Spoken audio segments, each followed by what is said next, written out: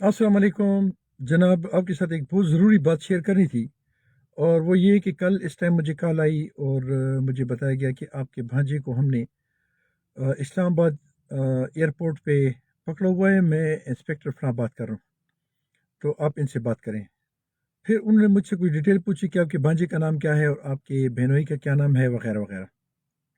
मैं जब उनसे बात की कि उसका नाम फलां है, एक दो भांजों के मैंने नाम लिए, तीसरे का नहीं लिया, और एक बहनोई का नाम भी मैंने उनको बताया कि फलां उनका नाम है। तो उन्होंने मेरी बात करी एक बंदे से, और वो पंजाबी में बात कर रहा था कि जी मामू जी, मैं पुलिस वाले माँ बम मारने इंते फलां टिमका। तो मैं फ़ौरन समझ गया कि ये तो कोई फ्रॉड है। और अभी आगे बात चली नहीं थी, और मैंने उस बंदे से पूछा कि आपके अब्बू का नाम क्या है और आपका नाम क्या है। तो उन्होंने मेरे जो मैंने नाम बताया था, तो मेरी पश्तो का स्टाइल समझ कर उन्होंने फ़ौरन कहा कि जी मेरे अब्बू का नाम फलाना खान है। क्योंकि हमारे यहाँ खान नहीं है, बल्कि या तो सारी शाह हैं या मियाँ हैं। तो लिहाजा मैं फ़ौरन समझ गया कि ये फ्रॉड है। अब पता ही चला कि जब मज़ीद लोगों से मैंने डिस्कस किया, तो उन्होंने कहा कि बाज़ लोग आपको फ़ोन करेंगे, ये चीज़ ज़हन में रखें कि आपको फ़ोन करेंगे, आपसे कुछ डिटेल मांगेंगे कि जी आपके भांजे का नाम क्या है, आपके बहनोई का नाम क्या है, हमने इनको पकड़ा हुआ है और मैं इंस्पेक्टर फलाना बोलूँ या सब इंस्पेक्टर फलां फलां फलां।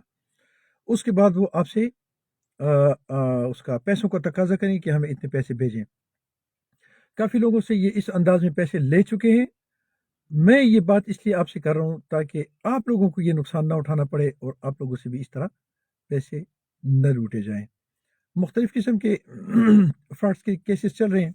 एक जैसे कि आपको पता है कि पिछले कल मैंने एक वीडियो दी है, परपाल, एक तो है पेपाल। तो परपाल के नाम से एक बंदा है, राना नोमान है, पंजाब का रहने वाला है, और उसने बहुत सारे लोगों को लूटा है, केपीके में ख़ासकर उसने बहुत सारे लोगों को लूटा है, बहुत सारे लोगों से उसने पैसा लिया है। और परपाल के नाम से उसने जो कंपनी बनाई थी, अब उसका वो जो वेबसाइट है वो बंद है।